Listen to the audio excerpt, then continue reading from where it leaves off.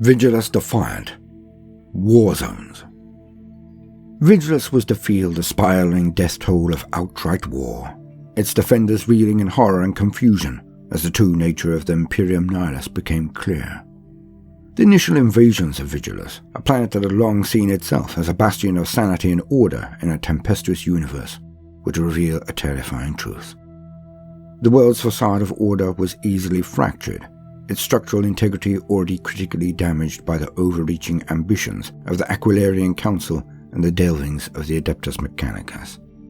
The enemy that had grown unseen beneath the planet's surface had reached epidemic proportions, and the Orcs had rampaged largely unchecked across the planet's wastelands. Meanwhile, that which came from the void to conquer the planet from the spire tips down, the scourge of chaos, was arguably more dangerous than the alien hordes. Even the Space Marines that came to safeguard Vigilus found themselves hard-pressed, not to secure victory, but to survive. The interconnected nature of Vigilus's constituent continents meant that the system was inherently fragile. Rather than the sprawling regions being autonomous, each relied on at least one of the others for a commodity with which it could not function. The majority of the planet's manpower, used to repopulate areas struck by seismic disaster, or to fill the ranks of such regiments as the Vigilant Guard, came from Dontoria High Sprawl. Governance, strategic coordination, and matters of the faith were set in motion from Saints Haven and Hyperia. Mega Borealis supplied and maintained the Bastion-class force fields that, in theory at least, kept the other continents safe. Storval was the planet's energy breadbasket, dotted as it was with vast geothermic generators. Mortwald grew and exported the bulk of the planet's food, whereas Calyx Bane and Otech Highsprawl supplied the vast majority of the water. Even the moon Neovelum played a vital role, coordinating the flow of information from the planet to the rest of the Imperium. Only Dirk and Highsprawl failed to make an invaluable contribution, perhaps leading to its lack of development and status as the smallest and poorest of the planet's metropolises. As long as the supply lines existed, be they networks of pipelines that tracked the wilderness, armored convoys that moved freight the hard way, or aerial squadrons of bulk landers and rotor ships that redeployed assets at speed, the needs of the continents could be met. But wherever hostile invaders disrupted, cut off or captured such routes, the planetary infrastructure, upon which many defensive assets relied in order to keep operating at full efficiency, was swiftly and severely impacted. The situation on Vigilus was in many ways a microcosm of that which was occurring across the Imperium on a far grander scale. Out in the blackness, shorn of supplies, communication, and the light of faith provided by the Astronomicon, the worlds of the Imperium Nihilus were falling one by one. Reboot Gilliman had vowed that Vigilus would not be amongst them, and it was his trusted chapter master, Lord Calgar of the Ultramarines, that was sent to do everything in his power to ensure that oath was not broken. As the War of the Beasts entered its second phase, Xenos gains were evident across the entire planet. Following the failure of the force fields, Orc forces breached the higher sprawls, while Gene-Stealer cultists became more prolific as they shifted their tactics from covert sabotage to all-out war. The Trinity Highs. At the start of the war, the Ministorum held de facto power over a trinity of massive hives known as Sanctify Ultima, High Spire Magentine, and Martyr's Pyre. From these strongholds, the agents of the Ministorum and the Adepta Sororitas sallied out to punish any whose faith they feared might waver, and to spread inspiration and courage amongst those that remained true. A legion of Crusaders and Adepta Sororitas, acting under Caraness Superior Temperance Blaze, and based at the Abbey Septimus of the Order of Our Martyred Lady, kept the citizenry under control, rooting out traitors and heretics, and stopping undesirable elements from disrupting their betters in Saints Haven. The Ecclesiarchy's head representative was the Pontifex Slyn Gallag, a man so obese he had to be conveyed about by a hoverbuyer. He maintained that it was the unceasing prayers of the Ministorum that had kept Vigilus safe for so long, and that as long as the Trinity Highs remained standing, the planet would endure. The Ministorum controlled the water drunk by the people of Hyperia Highsprawl, Aqua Sanctus, which was chemically treated as well as being blessed with Holy Writ. The monopoly of the precious resource saw them gain even more power. Furthermore, any members of the Agamemnus dynasty who stood against the Ministorum soon found their fortunes take a sharp downturn. Hyperia High Sprawl. At the onset of the Xenos invasion, Hyperia was the capital high sprawl of the planet Vigilus, home of the planetary governor's palace and the Ministorum stronghold that surrounded it. Together, the strongholds of the Agamemnus dynasty and the Ministorum formed the city-state of Saints Haven, high-walled, gun-studded and surrounded by a vast, moat-like chasm known as the Ring of Nothingness. It is said that this abyss was bottomless, though some who looked down from the bridges that crossed at its 8 cardinal points reported seeing lights in the deep darkness below. Over time, the Ministorum presence in Hyperia went from being a loose confederation of advisors and chaplains to a vast military force with a controlling interest in the region. The Ministorum were considered by most to be the power behind the throne, and none could deny them. They were doing the Emperor's will, and his was the ultimate authority. To the west of the city within a city were the industrial enclaves, an endless maze of manufactorums from which a large proportion of the planet's war material came. The Negation District, also in the west, was once a well-maintained Gothic quarter, used as neutral ground for the continent's factions to debate the planet's destiny. By the time the Great Rift split the sky, however, this region had become a slum district, populated only by itinerants and refugees of the faith. To the north were the Twin Chasms, mined exhaustively for amethyst since they yawned wide after the greater Hyperion quake of 882.292 preview. Nearby was Sanctify Ultima, a giant spiral-tipped hive with huge concentric rings of amaranthic manufactorums around its base. These liquor-sludge distilleries spewed out baleful magenta-hued emissions that were carried across the northern limits of the continent, known as the Magentine Vales. The citizens were said to lead short and dirty lives. The Macro Yard district to the northeast of Saints Haven reclaimed spaceships consigned to disuse, and enjoyed a thriving black market as a result. Governor Agamemnus assigned troops to defend it in the early stages of the war, and it was put under the purview of the Ramrod Strait Proctor Venedar of the Astra Militarum Vigilant Guard. Venedar held the line against the Orc incursions from Hurricane Wreck, despite constant Death Skull raids and headlong assaults by the war leader Storm Boss Stampskull. Unfortunately, though the macro yards remained inviolate, they relied upon the adjoining Eastgate Bastion nexus to ferry munitions, and this site was overrun by the Orcs of Mob Commander Grocker. Amidst allegations that the disaster had been the result of a diplomatic feud between Venedar and Lord Commissar Azdan, Tempesta Scions of the 23rd Betic Centaurs and 12th Capic Eagles launched pitiless counter-incursion strikes to retake the Nexus. The southeast of the High Sprawl, including the Hive of Martyr's Pyre, the Hubridon Subsprawl, and the Triadine Plateaus, held fast against Orc incursions throughout the war. By keeping the Vangolic Macro Highway open, and hence allowing Astra Militarum and Adepta Sororitas vehicles to redeploy at speed, the major Orc incursions were stymied, and eventually forced to retreat. Meanwhile, the tireless efforts of Temperance Blaze's Adepta Sororitas kill teams saw each uprising of Xenos insurgents swiftly exterminated before they could gain a foothold. The southernmost point of Hyperia, known as the Cape of Lost Causes, became a stronghold for incursion elements that bled into the city via the Hyperia-Dirkton fort wall. Though the Brazen Claws practiced a scorch and scramble program of incendiary war against the widest point of the Cape, its tip was still in enemy hands at the time of Ultramarines' arrival, and the skirmish were the Eldari that came to define the strife in Saints Haven. Mega Borealis. The continent of Mega Borealis was ceded to the Adeptus Mechanicus in an ancient treaty, and from that time to the dawn of the war, they strip-mined all of its resources. The rapacious industry of the tech priests proved to be the perfect cover for the clandestine deeds that were occurring below ground. Even before the war began, Mega Borealis was one of Vigilus's most dangerous continents. This was thanks in part to its tectonic instability and the proliferation of volcanic mountain ranges that crisscrossed it. Yet it was the touch of the machine god that truly cursed Mega Borealis.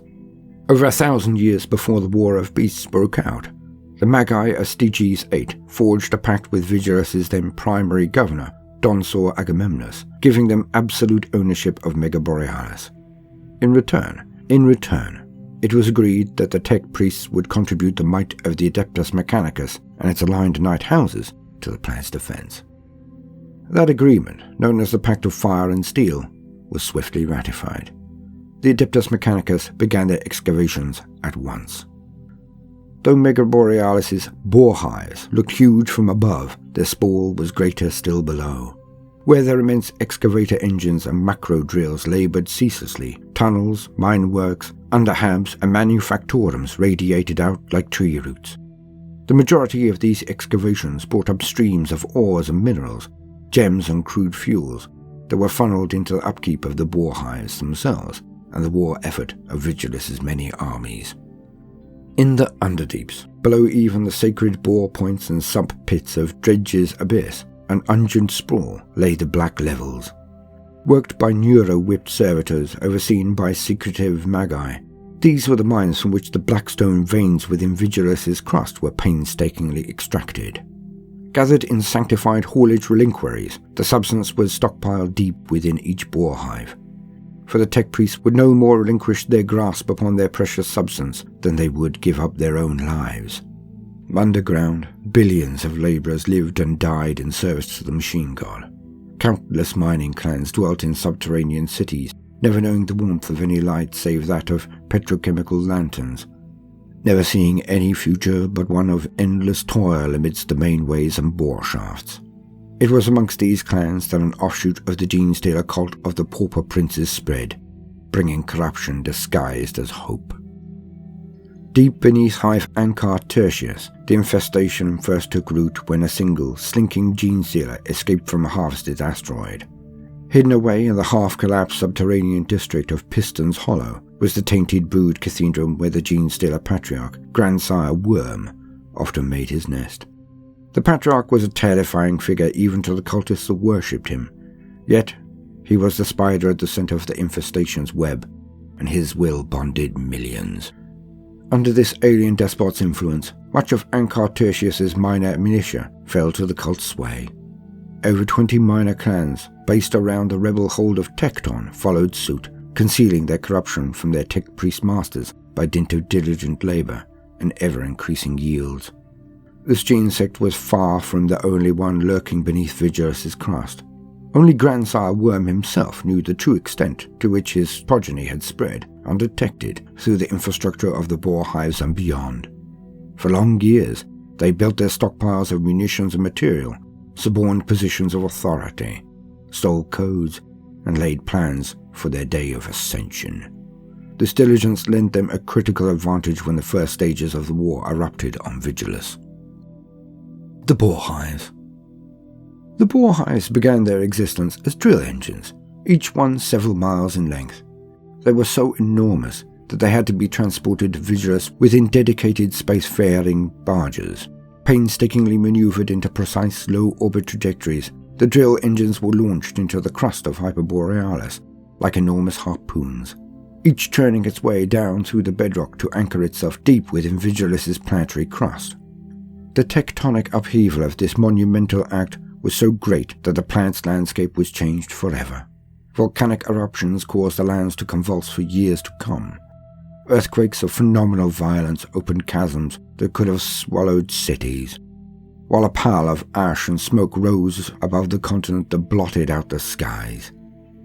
The destruction was judged worthwhile, for deep beneath the planet's surface lay resources that the Xanorites of Styges VIII believed to be incredibly valuable.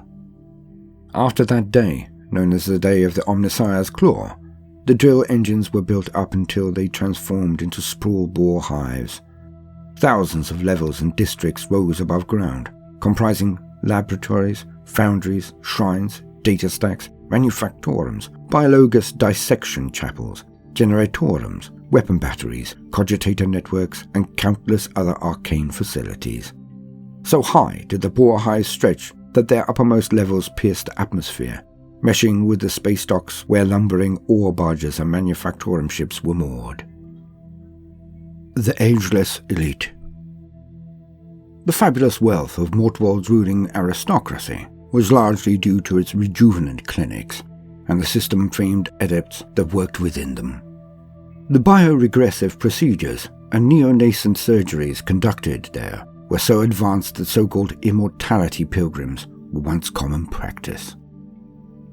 The privileged inhabitants of the worlds under Vigilus light would make the long journey to Vigilus, and though it cost them years to do so, they would leave looking decades or even centuries younger. There were rejuvenant clinics that dared to claim that they could lift the soul as well as the body, and in doing so honoured an age-old tradition set down by the master of mankind himself. They maintained that the planet had the Emperor's blessing, and that evidence of his miraculous beneficence could be found in the tranquility of the biodomes. This same serenity could be conferred upon a visitor's soul, for the right fee, of course. The coming of the Great Rift quickly put an end to safe space travel, all but eradicating this lucrative industry. Mortwald. Mortwald was the primary source of food growth and harvest on the planet Vigilus, as well as a centre for rejuvenant processing. But for all the life it gave, its guns promised death to those who approached unauthorized. The majority of Mortwald's land was given over to the cultivation of hyperflora, massive swathes of cactus and other succulents that formed oxygen-generating forests. These were force-grown on an industrial scale to counteract the huge amounts of gaseous byproduct that Vigilus's industry churned into the planet's air. Oxygenating effect of the eastern cactus forest, the Ageless Weald, the Viridian forests, and the Emerald strain did initially give the planet enough clean air for its ever-expanding populace to survive. Unfortunately, the atmosphere scrubbing effect of Mortwald's forests was soon surpassed by the rampant pollution produced by the higher sprawls. Not only did the other metropolises grow larger, but the northern third of Mortwald itself was taken over by a sprawling cityscape much in the manner of its neighbours. The rich and influential inhabitants of Mortwald lived in secluded enclaves far from the northern capital of Jodralev Hivestar, and its smaller but no less overcrowded sibling, Electros Hive, the domain of the rich and the indolent. These enclaves consisted of specially commissioned biodomes, their interiors verdant oases of sanctity filled with trickling waterfalls, glittering lakes, and sculptures of dynastic aristocrats past and present. They were called a paradise, and rightly so. The domes appeared quite different from the outside, dotted with brutal-looking gun nests and sentry crenellations constantly manned against aerial attack. No expense was spared to keep the biodomes safe, for these complexes were ruled over by Grand Castellan Deinos Agamemnos, brother of Governor Lucian, and he had grown accustomed to a life of unalloyed luxury. The Castellan was a famed imperial history enthusiast who collected devastating archaeotech weapons like they were trinkets, and spoke at length on the subject whenever possible. It is said that his personal collection boasted no fewer than 6 Deathstrike missiles. Due in part to the suspicion that Deinos Agamemnos held for the Adeptus Mechanicus, Mortwald's perimeter was protected not only by force fields, but with a network of squat bastions, trenches, and aegis lines. The Deinos trench network in the continent's northeast reaches was a superlative example. An overlapping labyrinth of raised revetments, gun emplacements, and rock-creek roads lined with sentry towers some hundreds of feet tall. Over time, that trench network was expanded to cover the vast majority of the eastern border of Mortwald, joining with the Cellar Line in the south to protect the region's most valued holdings. New Vitae docks, through which the continent's wealth visitors came and went. The paradisic dome sprawl, where the most high-end treatments took place, and Rejuvenus Strong Point, where lesser nobility enjoyed having a few years stripped from them by more affordable treatments. Those whose bodies were beyond recovery, should they receive permission from Deinos himself, were allowed to visit the biosanctic flesh plants. It was said that extreme methods of rejuvenation, such as the suturing of old heads to fresh young bodies, were not beyond the abilities of the complex's biomagi and elite anatomagisters. Otech Hive Sprawl. The source of water for billions of Vigilus's citizens, Otech Hive Sprawl was best known for its 5 vast reservoirs, which were to become hotly contested during the war. An insidious gene-stealer cult uprising from beneath the 5 orc scrap cities in proximity saw Otech assailed from without as well as within. Like the other Hive sprawls on Vigilus, Otech was made up of hub blocks and manufactorums that rose only a few dozen stories above ground level, but spread out over enormous distances. Limiting the height of buildings helped them to avoid suffering catastrophic collapse when the inevitable tectonic upheaval caused by the mining operations of Mega Borealis hit the continent. Though there was a significant military presence in Otech, the vast macro districts were run by the Adeptus Arbites, who kept the labouring classes in check. Water supply in Otech was regulated through the hollows. 5 enormous reservoirs, more like inland seas than conventional containment sites. These gathered water from deep under the planet's crust via an elaborate system of pumps, capillary banks, and pipeways, and were topped up with regular infusions from the island-like precipitation sites of Zardonica, Lutheran Isle, and Lecotte's Chain. Networks of macroducts pumped Otech's water to the furthest extents of the continent, and even beyond. In return, they brought back polluted water, industrial runoff, and reclaimed biomass to be recycled into potable fluids. Much of the purer water Otech conveyed to its prime clients was transported via convoy under armed guard. It was not unheard of for Astra Militarum hellhounds and devil dogs to carry 2 tanks of pure water alongside those filled with volatile fuel in their rear quarters. As well as ensuring safe delivery, this tacitly meant that the crew of the armoured convoy would not die of dehydration on the long journey from one continent to another. The 5 reservoirs of Otech were known as Gregan, Asandren, Trevig, Ostavir, and Agamemnus Hollows. This last was named for the planetary governor's dynasty, and was maintained as a backup water supply in case Hyperia's own store should be compromised. The Hollows were linked by the Aquadine III processor district, and overseen by Hive Dagda in the south. Dagda shared a fierce rivalry with Hive Numos, which generated the immense pressure needed to force the water supplies across the planet. To the southwest of the Hollows was the Elerophasus Hive Belt, a cluster of mid-sized hives that were classed as one vast conurbation. To the far south was Solor, the Sentinel Hive, which kept watch over the waste grounds and shanties at the point closest to the freezing wilderness of Calyx Bane. Hive Zontanus and the Sumphall districts were also overtaken by Otech Sprawl, which reached all the way to the Silted River in the north. Perhaps the most coveted sites in all of Otech, aside from the reservoirs, were the Turing's Bane data hives, whose foundations predated imperial settlements upon the planet. It was said that buried in their lower levels were rich troves of data so dense and meaningful they would make a Tech Magos weep. The Agamemnus dynasty knew how much the Adeptus Mechanicus coveted the ancients' data contained in the catacombs of Turing's Bane, and the planetary governor used access to these data vaults as a bargaining chip with which to manipulate her Adeptus Mechanicus rivals on the Council of Cogs. Part of the Pact of Fire and Steel stated that priests of Mega Borealis could never access the archives unaccompanied, though evidence suggests that the Magi eventually found a way to remotely access the data without permission. Though only the highest placed adepts and leaders of Vigilus had an inkling of its existence, there was an ancient Eldari webway gate situated in the west of Calyx Bane. It had existed there for tens of thousands of years, shrouded by permanent blizzards that were whipped up by the empiric energies howling from within. It divulged its secrets only to those who could survive the barrier of intense cold, and surrounded it like a moat. Leading to the labyrinthine dimension, it was an ingress point that Drukhari used to attack Calyx Bane, Otech, and Dirkden on swift and deadly raids. When the Death Watch made a foray across the Deathland permafrost, they declared a region of some 1,800 square miles quarantine cryofurnace, centered on the arcing structures of the Xenos portal. No Imperial presence strayed within the cordon, with the exception of the black armored space marines themselves, and they reported their findings to none save the chapter master of the Vigilus Senate. Even the Death Watch, however, did not realize that an entirely different breed of enemy would emerge from that webway gate within the year. Calyx Bane. Calyx Bane was a frozen wasteland of permafrost, icebergs, and glaciers. It was home only to ice miners, arctic beasts, and secrets hidden deep in the snow. Calyx Bane was one of the last areas of naturally occurring water on Vigilus.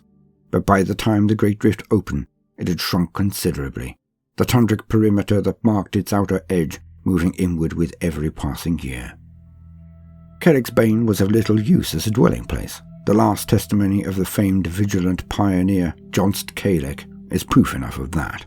It was, however, invaluable as a source of pure water known as aqua glacius, and the continent's glaciers were mined extensively by Adeptus Mechanicus clades optimized to endure sub-zero temperatures.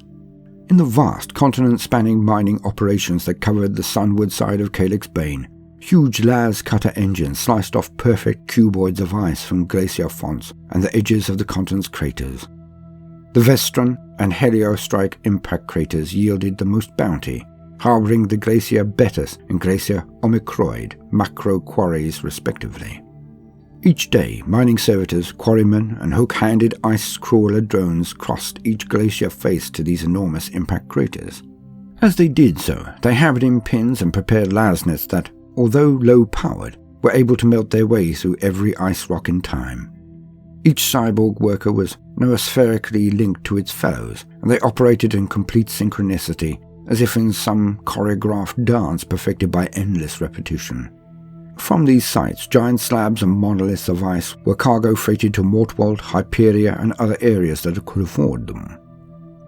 It was not only water that was harvested from Calyx Bane, for in places the permafrost hid strata of valuable minerals and ores. Here too, the Adeptus Mechanicus delved deep. The icy and featureless tracts of land protected by the force field web known as the Quixotyne Loop were said to be rich in esoteric stone and were mined extensively. Over time, the islands devolved to little more than landscapes of deadly ice crevasses. These mining operations were risky indeed.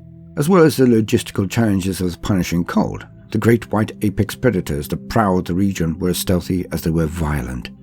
The truck-sized ice stalker mantis was particularly fierce, frequently dragging ice workers away to be devoured in their lairs. And the near-invisible white worm was a horrible threat that swarmed towards sources of heat and burrowed into the flesh of those too slow or preoccupied to evade it. Even then, there were worse predators snatching people from the snowstorms. Though no official imperial sources existed to define their nature, rumours abounded. And the fact that so many glacier miners went missing was enough to cause grave productivity concerns in the upper echelons of the mining clades. From ships to fortresses. The vector of the Orc Invasion was straightforward enough. Most of their spacecraft simply bullied their way through the stratosphere, pulling over the last few miles and angling their landing so that they did not dash themselves to pieces on the wasteland dunes. It was a haphazard invasion tactic, that much was sure, but it worked. Some ships came apart in fiery arcs of destruction, spinning end over end as they flung burning scrap metal in all directions. The shock waves from these crashes rolled out across the deserts, battering far-flung monitoring stations and hammering refinery pipelines with each landing. Huge dust clouds were kicked up into the skies like atomic blasts, turning the air hazy for days. The survivors were numerous enough to shrug off their early losses and repurpose virtually all of the scrap metal provided by their unfortunate comrades, using it to build immense, if ramshackle, fortresses. Some ships, protected by powerful energy shields, made the landing all but intact. Their force field generators were intact too, projecting a kind of matophobic dome known as a bubble field. Adapted to protect the scrap fortresses, they remained functional throughout the War of the Beasts, repelling many of the Imperial sorties sent against them. These shields, like the fortifications they guarded, were testaments to the strange innate genius of the orc mechanics that built them. Scrap cities. The orc settlements and junkyards that sprang up in the planet's wilderness were known to all as scrap cities. From these came tides of barbaric xenos and an endless parade of war engines. In the year 1.192 post, a vast agglomeration of orc spaceships, each of which had uncharacteristically massive and powerful engines, ploughed through the hastily assembled Imperial cordon sent to blockade it and made straight for the surface of Vigilus. Most of the spaceships aimed not for the metropolises of the Hive sprawls, but for the regions of wilderness between them that would act as ideal stage posts for the invasion. Speedlord Krulldaka and his warlords were savvy enough to realize that to attack the cityscapes head-on would invite a vast amount of flak and defensive laser fire, and that even if they somehow made a safe landing amongst the dizzying spires, arches and statues of the cityscape, they would almost certainly be surrounded and picked apart before they could muster a cogent invasion force. Some of the Orc war leaders simply intuited that to invade via the wastelands would lend them a better chance of victory. Others wanted a chance to race their favourite wagons around their new home for a while before getting really stuck in. After years of being cooped up in the confines of a spacecraft, the scouring winds and open terrain of the desert were a welcome prospect. The first wave of invaders, upon finding they could not get past the force field networks, built shanty-style encampments around their crash-landed spaceships. They set to work conquering the landscapes around them, attacking Imperial convoys wherever they tried to cross the wastes. As these running battles gathered pace, the resultant flotilla of Orc vehicles became known as the Speed War. The most part of the original armada came down in the same region of Vigilus's wastelands, to the north of Otech High Sprawl. This area came to be known as the Western Scrap City Cluster. With capital craft at the centre of each collection of Orc vehicles, they formed 4 scrap cities, the largest of which was Cruel Daka's own stronghold, Fort Daka. The other 3 were the domains of powerful Orc leaders, whose mutual rivalry saw their power bases flourish quickly. These became the hub of a primitive yet profitable economy of scrap metal, fuel and engine parts. The westernmost was Tankerspill, characterized by vast slicks of black petrochemical fluids that spread out from ruptured fuel haulers and cargo hulks. This city was the province of the mech boss known as Big Tanker. To the north was Hive, a township of squig-infested wrecks and grot scrap merchants under the purview of the noted snakebite war boss Ogrok Bitespider. To the south was Drogzot's crater, where the Death Skull Horde boss Drogzot and his Bad Moon customers piled salvage ever higher in an attempt to fill the vast impact crater to the lip with scrap metal. Fort Daka was the easternmost city, a vast scrap metropolis that bristled with every gun and artillery piece Cruel Daka and his mechs could get their oil-stained hands on. Out in the Aquaphobian wastes was the Goth base of Scumtown, a clattering mass of bone-dry structures that rattled against one another in the hot wasteland winds. To the north of Stormval was Dawil Hub, which famously offered a drive-by upgrade service to those speed freaks patient enough to stop there. Nearby was Rakak's Meg Maze, into which many an aspiring racer drove his wagon, only to find himself walking back out with little more than a steering column, a small bag of teeth, and a confused expression. To the far south of Otech High Sprawl was Mechstop City, the premier site for vehicle customization. Its Gargan construction fields were home to the legendary Drock and his Rivet crew. To the east of Hyperia lay Hurricane Wreck, an early settlement that was all but abandoned when the storm of the Devouling Swell expanded to ravage its rusted buildings and shanties. Neovelum. Vigilus's only moon, Neovelum was an orb of white rock and swirling green gas storms. It was a stronghold of the Administratum, that branch of the Imperium dealing with the coordination, analysis, assessment, and deployment of information. Neovelum was a nerve center of data for the Vigilus system, theoretically independent of the disparate factions on the planet, whose agendas and bias might lead them to restrict or manipulate communications from the wider Imperium for their own purposes. Among the moon's acid swamps and emerald gas storms were built massive, hermetically sealed scriptoriums that churned out logistical analysis at a slow but steady rate. Each was a message center and an information way station. Their legions of bent-backed auto-quill scribes and lexicographers literally chained to their desks, allowed to slumber for a few scant hours per cycle beneath their wooden workstations before getting back to their tasks. Together, these stained-fingered troglodytes possessed hundreds of thousands of data slates, parchment scrolls, and data cylinders with every new day. Only a tiny proportion of these reached their intended recipients, but this was of little consequence to the senior scribes. Provided the ink flowed, they cared not how or why. The normal protocol for dispatching the message scrolls produced by Neovelum scriptoriums was to encase them in ablative packets fitted with grav chutes before firing them at Pratt via hyperneumatic tubes. Each metal-cased scroll was launched on a route devised by the complex cog-driven machine known as the Data Saint, a wonder of ancient technology that calculated the trajectory of the missive against the rotation orbits of the moon and planet in order to target the recipient's exact position at the optimal time. Despite its fastidious computations, the data saint was so antiquated that its systems were corroded by millennia of entropy. As such, many of the messages sent out from the Neo-Vellum were wildly off course and never reached their targets. Grav chutes also frequently failed to deploy. More than one accident was caused by a stray message tube falling from the sky at great speed. In one famous case, the message was so on target and travelling at such a velocity that it killed the intended recipient instantly. The message tube itself was also destroyed on impact, and all record of its existence was swiftly eradicated by the Administratum, but the tale lives on nonetheless. Neo-Vellum also had a well-maintained astropathic presence for those times when a message was of such high priority that psychic communion had to be attempted. The Lunar Choir, as it was known, was a body of powerful astropaths with many centuries of experience between them. Before the coming of the Great Rift, it was said they were able to send visions of startling clarity across the stars. After the Cicatrix Maledictum ripped open, the sending and receiving of psychic missives became more fraught with peril than ever before. The operatives of the Coralium, the torus-shaped building from which the moon's talented psychers sent their missives into the void, suffered dozens of seizures, fits and episodes of insanity in the months following the rest's appearance. Worse still, the complex was plagued by terrible manifestations of supernatural phenomena.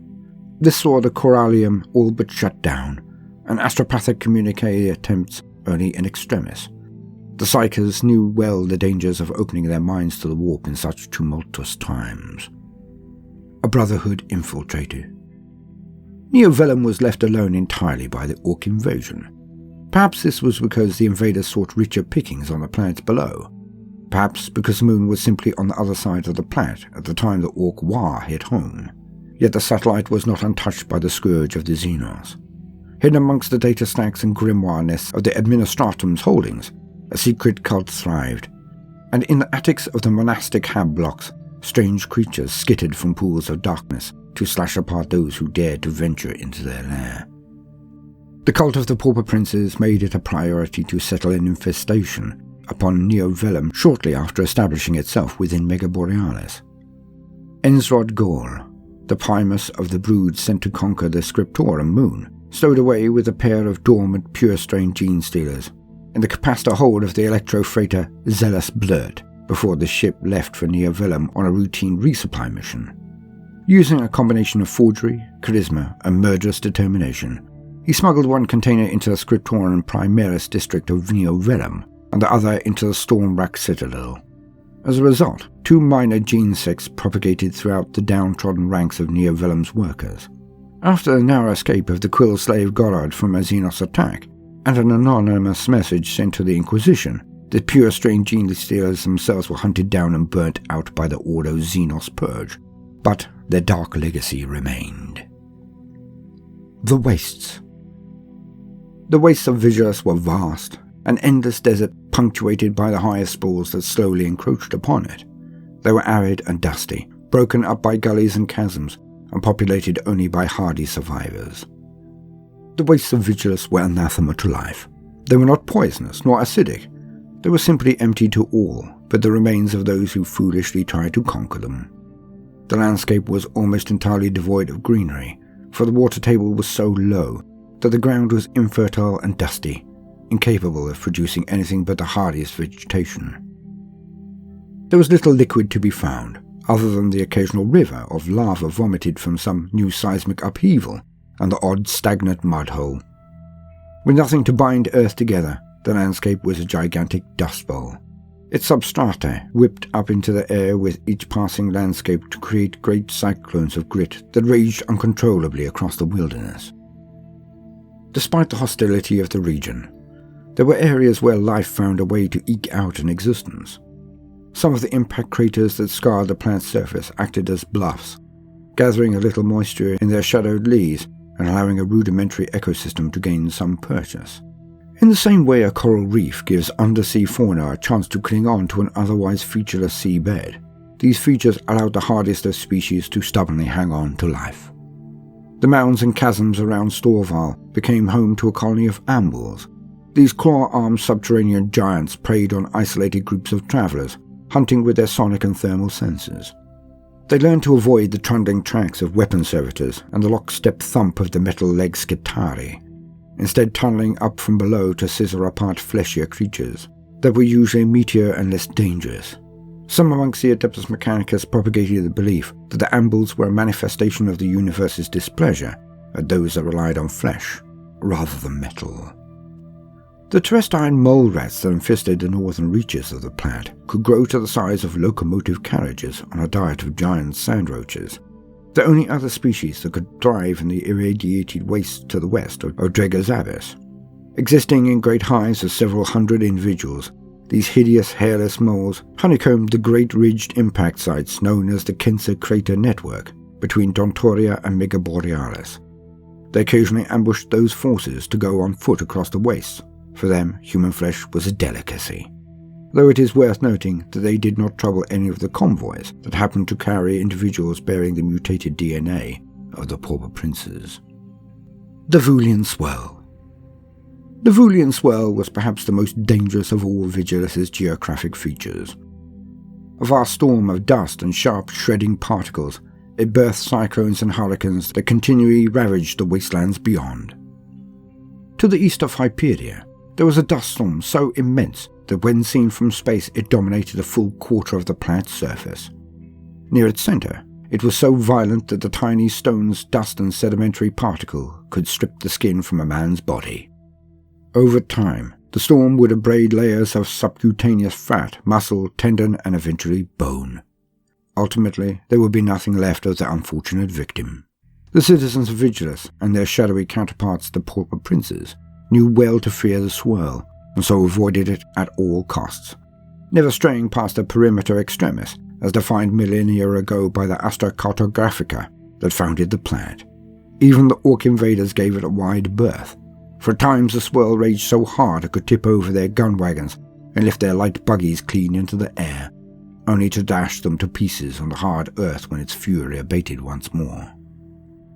Smaller storms emanated from the Devouling Swell, cyclones and tornadoes bursting into the wastes along their own seemingly random trajectories. Carried by the hot winds that gusted from fault lines, they were flung eastwards by the pyroclastic blast of Storval. These errant storms primarily scoured the unpopulated side of the planet, and were largely responsible for that part of Vigilus never being settled. Freak weather patterns could cause them to occasionally veer towards the highest walls, but the Bastion force fields, while active, dissipated them before they could do serious harm. Travellers who strayed outside the force fields risked having one of those gritty, choking hurricanes bear down on them out of nowhere. Even if it should not strip them bare, such a storm could foul an engine or cause an anti-grav vehicle to crash in a matter of minutes. The barren side of Vigilus, known as the Dismal Wastes, was commonly thought to include little of worth, and its dust storms were even more deadly than those thrown up over the deserts between the highest walls. However, the slow expansion of Mega Borealis pushed fingers of industrial sprawl into the Dismal Wastes as the Adeptus Mechanicus continued to quest for the bounty beneath the planet's surface. Dontoria likewise expanded, being vastly overpopulated, though those who lived on the barren side were often beset by toxic cyclones. Dirkden Hive Sprawl. Dirkden Hive Sprawl. Dirkden Hive Sprawl, characterized by its rudimentary cityscape, was a troubled metropolis indeed. It was abandoned by Vigilus's elite and was home to as many subterranean half-feral outcasts as it was productive civilians. Dirkden long ago reached a threshold in its expansion, after which it was all but abandoned by the Agamemnus dynasty. Unbeknownst to all but the cult of the pauper princes, however, this discarded cityscape did indeed supply something to its fellows, the mutating genetic pattern known as the Gene Stealer's Kiss. Dirkden's tallest and proudest conurbation was Ashenid Non-Hive, a half-finished skeleton of a higher city that, although teeming with life, was open to the skies. Its construction was never finished, for the architects that built it, now lost in the annals of time, changed tack halfway through and began to build downwards into the naturally occurring cave networks beneath. From Glaive Point in the north, to the Rascalid underworks at the southernmost tip. The high Sprawl was shot through with subterranean levels. These had become so liberally infested with gene-stealer cultists by the end of the War of Beasts that if a census had somehow been taken, it would have revealed far more enthrall to Grandsire Worm than to the Emperor of Mankind. The Fort Walls of Vigilus.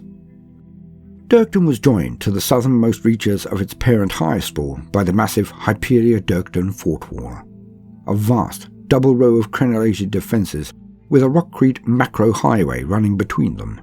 Mortwald was similarly linked to its neighbour by the Mortwald Otech Fort Wall, and the Dontaria Megaboreas line connected the two northernmost continents to facilitate trade and transit. The original plans for these links between the High Spawls were put into place by Danos Agamemnus shortly before his fourth rejuvenation. Growing ever more irate at the toll the native hazards of Vigilus were taking upon his endeavours, and determined that his losses in export convoys were unsustainable, he leant on the Aquilarian Council to provide a more stable means of transport. It was hoped that by allowing the faithful of Hyperia to flood along the highway to Dirkton, they would raise the High Sprawl to new heights of productivity, and one day, should all go well, build outwards to merge the two into a single High Sprawl that would empower Hyperia all the more. Instead, the macro highway seemed only to drain the capital of Vigilus of its manpower and resources, and in return infect the Cape of Lost Causes in Hyperia with the gene-tainted Xenos cult that plagued the subterranean levels of so many of Dirkton's districts. Still, the fort wall itself stood strong throughout the War of Beasts, even with the rampaging orcs that marauded around the wastelands occasionally mounting raids against it. Dontoria High Sprawl. Dontoria was critically overpopulated, even amongst its fellow High Sprawls. So densely packed were its districts that it had access to incredible manpower, though when infection broke out in the population, it could not be stopped. Dontoria passed the standard metropolitan population density recommended by the Administratum in 943 Previo. Over 1,000 years later, it continued to pack more citizens into its earthquake-ravaged slums. The endless manufactoriums and fabrication shanties that surrounded its numerous hives were so steeped in pollution, their outer walls were blackened and flaking, and the insides were sickly yellow, reminiscent of lifelong iho stick addicts' fingers. Hacking coughs and expectorant splutters were common there. The lands of Mesh's Delta, Smogfield, and the Great Choke were swathed in a dense blanket of vile pollution that damaged the lungs of those without respirator augmetics. This false continent's sole source of water, the inland sea known as Lake Dontor, was polluted to the point that no life could exist within it, and it sickened any who dared drink from it. That did not stop floating shantytowns being built upon it. So desperate was the population to find living space that much of the lake was covered in walkways, rowing boats, decommissioned barges, flora batteries, and sump haulers, all built together in a lattice teeming with shouting merchants, hustling traders, merciless opportunists, tattooed thugs, and smog-water urchins. The scrap-built shanties of Zimitria, Stump, and Vostoyev subsprawls were far from wealthy in the conventional sense, but as with many desperate populations, they were rich in faith. The Ministorum found it easy to sway the swathes of smoke-stained workers, so desperate for hope as the great rift glowered above, to the fervent worship of the Emperor at the exclusion of all else. Their daily task was to make the auto-sanctioned relics and holy weaponry with which the ecclesiarchy waged its wars, and the strongest of their holy gangers often went on to lead new lives in the Vigilant Guard. Grodolev, Pravdas, Hallowed White, and Vostoyev were older. These subsprawls were considered to be the original foundation of Dontoria, and hence were more heavily tithed. The extreme north of the continent, optimistically named New Horizon, was slowly encroaching on the wilderness in order to provide more living space. Similarly, Missionary Point to the south was extended towards Mortwald. Lord Tharinst, the High Marshal of Mesh's Delta, wished to link his province with the northernmost point of Mortwald, but his entreaties and proposals were met only with contempt until the outbreak of war on Vigilus relegated them to the status of a distant dream. Storval. Situated near the equator, Storval generated an incredible amount of energy from its volcano chains and geothermic chasms. It was home to countless worshippers of the machine god, but still darker cults operated in the shadows. The volcanic land of Storval was relatively small, but of exceptional value to the planet's infrastructure. Deliberately sited on a convergence of fault lines, it was originally founded as an annex by the Adeptus Mechanicus after the Pact of Fire and Steel was signed. It produced the planet's main source of power, its volcanic farms and generator arrays harnessing the energy created by the continent's frequently erupting volcanoes. Fabricator Vosh claimed to have adapted, overseen and optimized the technology used in the farms himself, basing his works upon the holy foundation of a standard template construct, of course. Rather than suffering from the seismic upheaval caused by the drilling in Mega Borealis to the north, Storval reaped the benefits of each tectonic shift and volcanic eruption in great measure. Though hundreds of its workers, magma servitors and Skitarii patrolmen died with each geospasm, its energy yield spiked massively as the volcanoes from the Phaistos Mound in the south to the Omnissiah's Tread in the north erupted. Fabricator Vosh considered the exchange more than worth it.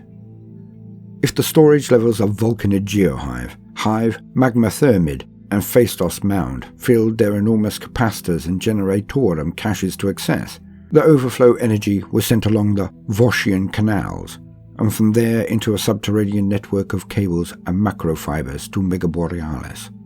If that continent's needs were already met, the excess instead went to the hive spores that bid the highest to receive it. Being a place of fire and fury, Storval inspired a lot of religious subcultures.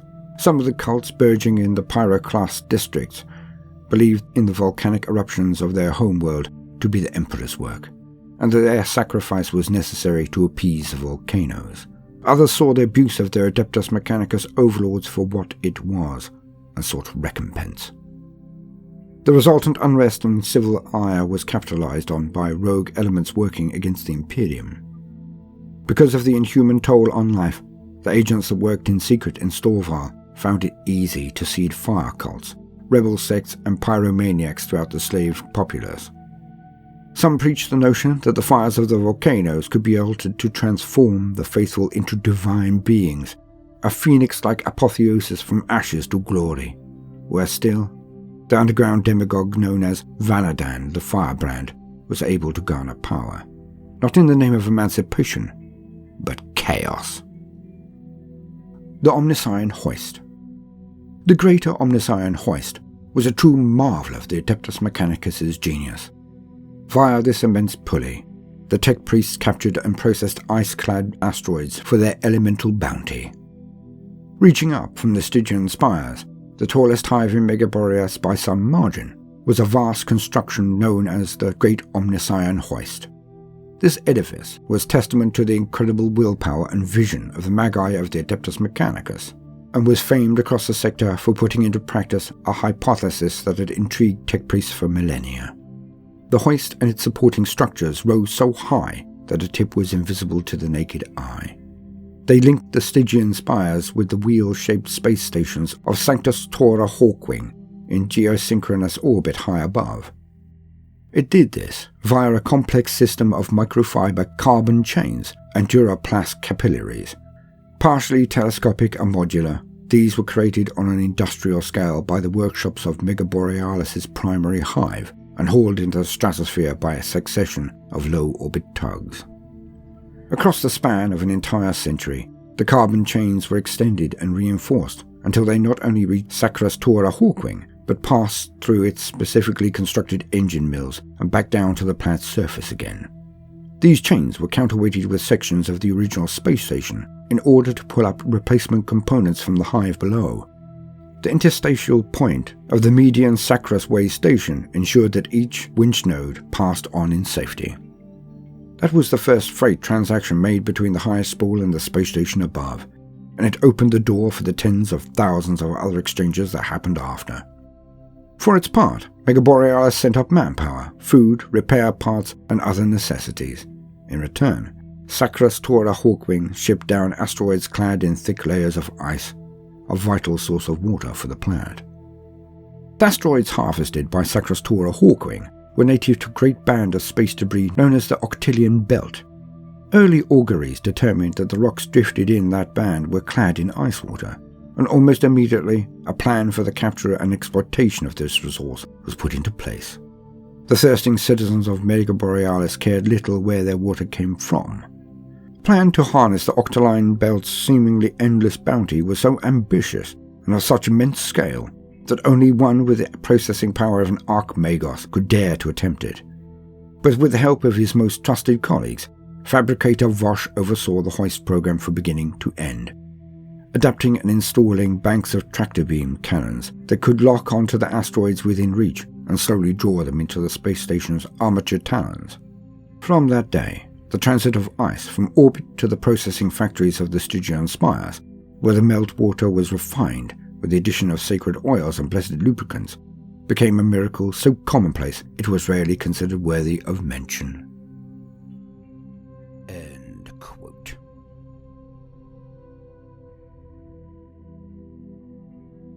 I have been Voldemort, your faithful servant. Now, no matter what you do today, do try to make time for fun. Toodaloo.